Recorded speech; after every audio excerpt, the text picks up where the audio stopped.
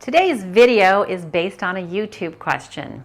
The question is, what can you tell me about estate tax versus inheritance tax in California? And we'll get started right after this.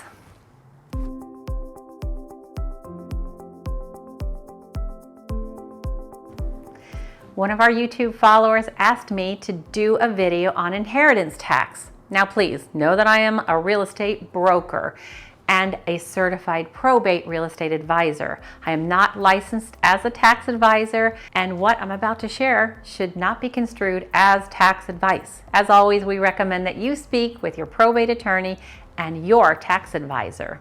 I'm Kim Ward, and my team and I, we help executors, administrators, and trustees with homes in probate or trust administration here in San Diego, California. Welcome back to my channel. I hope you find this of value. So let's dive into the difference between estate tax versus inheritance tax. An inheritance tax in California is a state tax that you pay when you receive money or property from the estate of a deceased person. Unlike the federal estate tax, the beneficiary of the property is responsible for paying the tax, not the estate.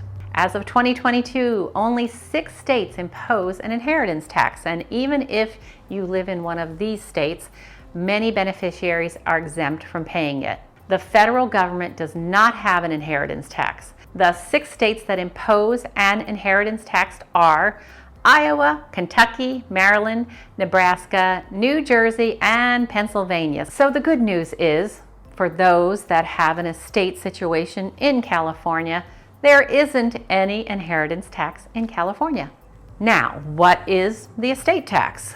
For people who pass away in 2023, the federal estate tax exemption amount will be $12.92 million. That is an increased exemption of $860,000 more than the 2022 amount, and is the result of the rising high interest rates reflected in the rapid growth of the Consumer Price Index, or CPI. The federal estate tax is calculated on the total value of the estate. This includes real estate, personal property, and financial assets, and the tax rate ranges from 18% to 40%. These rates can change from year to year. And this tax in California, it's zero. The key difference between estate tax versus inheritance tax lies in who is responsible for paying them. An estate tax is levied on the total value of the deceased person's money and property, less an exclusion amount, and is typically paid out of the decedent's assets before distribution to the beneficiaries. Whereas an inheritance tax, on the other hand, is levied on that person.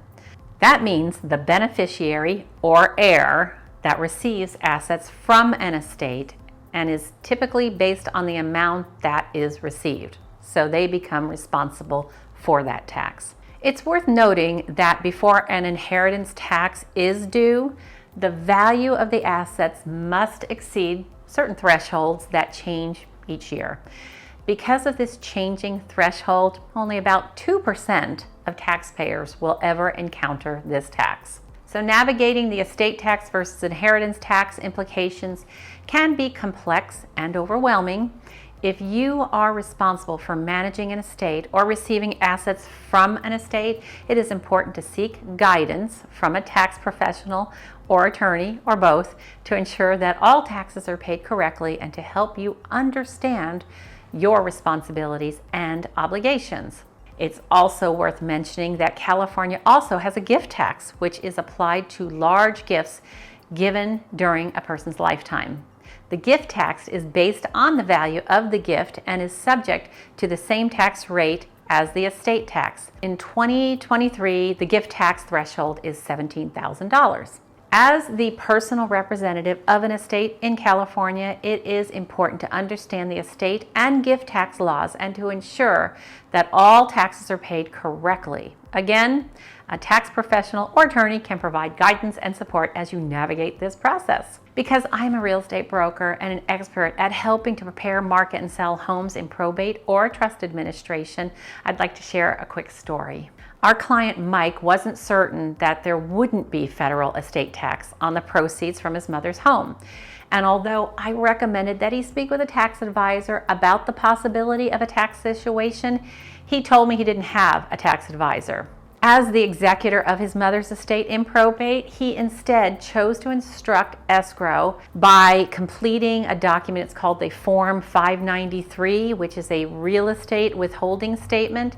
He told them to send 12.3% of the proceeds to the IRS. Mike's mother's estate totaled $1.5 million, and when I spoke with Mike the following year, he had hired a tax advisor who has now completed the federal tax documents to retrieve those funds. Mike soon realized he didn't need to pay an inheritance tax on benefit of his mother's estate. It wasn't that big of a deal, and eventually the funds were returned to the estate so that he could distribute the money to the beneficiaries. Again, even though you won't owe estate tax in the state of California, there is still the federal estate tax to consider.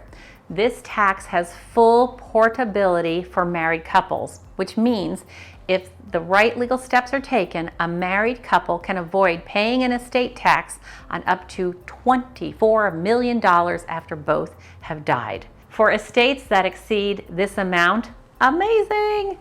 The top estate tax rate is around 40%. Not so amazing.